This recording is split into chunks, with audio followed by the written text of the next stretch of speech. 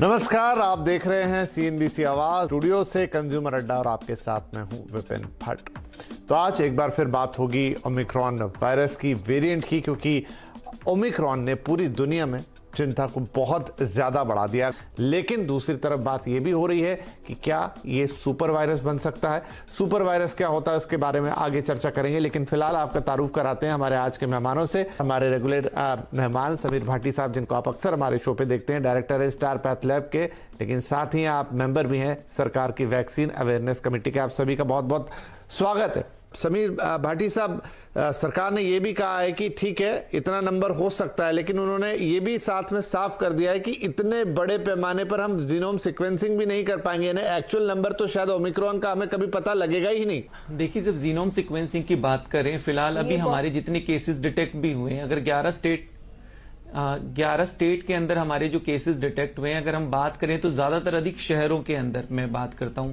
अगर tyre 2 tyre 3 cities का भी हम अगर उसमें देखें तो डेफिनेटली केसेस इससे ज्यादा होंगे।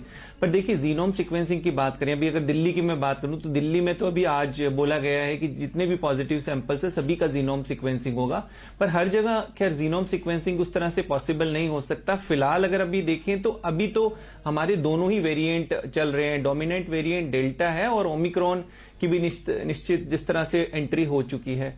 बट इसके अलावा एक चीज और है, हम एक तो हमारा हो गया कि हमारा जीनोम सीक्वेंसिंग, इसके अलावा जो हम टेस्टिंग की बात कर रहे हैं, देखिए टेस्टिंग के अंदर भी कई बार क्या होता है कि हम जिस टाइम टेस्टिंग कर रहे हैं, जरूरी नहीं है कि पीसीआर में भी 70% तक जो है टेस्ट डिटेक्ट होता है, और कई बार वायरल लोड उतना नहीं है, टेस्ट में डिटेक्ट नहीं भी हुआ, तब भी हमें एक बार जरूरी है कि उसमें रीच टेस्टिंग बहुत ज्यादा इंपॉर्टेंट है। जीनोमिक सीक्वेंसिंग के साथ साथ हमारी जो नॉर्मल रैंडम टेस्टिंग है उसको भी हमें साथ के साथ बढ़ाना होगा, क्योंकि यहां पर दो चीजें हैं। एक तो हमें ट्रांसमिशन को रोकना है, दूसरा जो हम गंभीरता बीमारी की, जो कि हम वैक्सीनेशन के थ्रू निश्चित तौर पर रोक ही रहे हैं, यहाँ पे संक्रमण को रोकना जरूरी है। क्योंकि अभी तक का डेटा यही प्रेजेंट कर रहा है कि ये जो वायरस है, ये जो वेरिएंट है स्पेसिफिकली, ये संक्रामक ज्यादा है।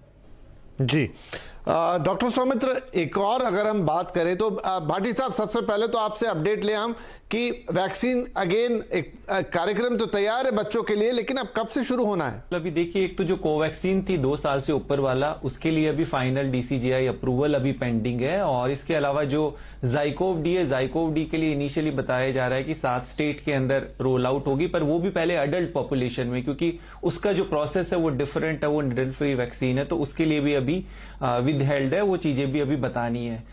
जी, तो कुल मिला के अभी कोई निश्चित हमारे पास टाइमलाइन नहीं है कि बच्चों को वैक्सीन लगना कब से शुरू होगी? जी बिल्कुल, इससे पहले अभी जो है बूस्टर के बारे में डिस्कशन, या जो एडिशनल डोज है हमारा जो दूसरा वनरेबल पॉपुलेशन है उनके लिए, क्योंकि बच्चों के लिए अभी जरूरी है कि हम जो उनके सराउंडिंग पॉपुलेशन है उनको पूरी तरह से जो है वैक्सीनेट कर दें, उनको सुरक्षित कर दें। जी, अब आई होप कि ये सारी बातें सुन के, ये प्रोग्राम सुन के, न्यूज़पेपर्स में पढ़ के फिर से लोगों में वो एक जागरूकता आए।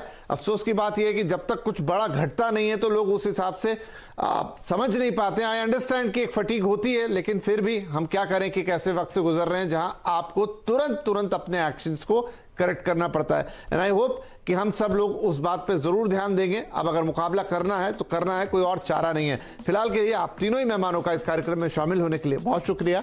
नमस्कार।